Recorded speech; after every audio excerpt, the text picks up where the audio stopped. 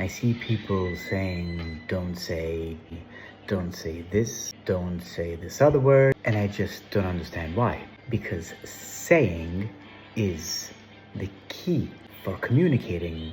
If you say, that means you speak. And if you speak, that means you communicate. And you should never be afraid of communicating. The only way to start speaking a language is to start speaking badly. Once you start making mistakes, you start learning. And once you start learning, you correct those mistakes. It's a natural process. Now, the simplest way to learn English is this: your mindset. Never start a course thinking, oh my God, English is difficult. You need to be motivated and you need to think English is simple, because it is. English is simple. Subject, verb, object. That is all you need. 3 words to form a phrase. Then, studying, learning, repeating, you learn different words. You put in an adjective here and there.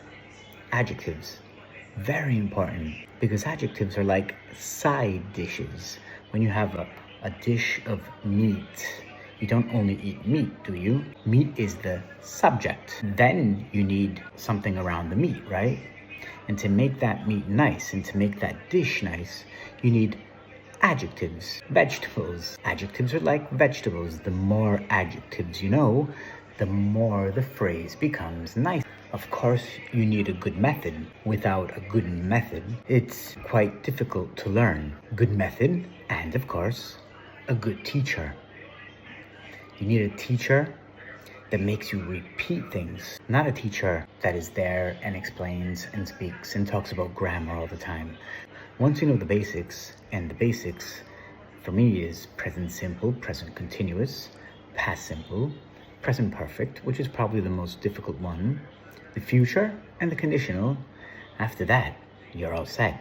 But you need the basics of the grammar and vocabulary, and you will be able to communicate perfectly.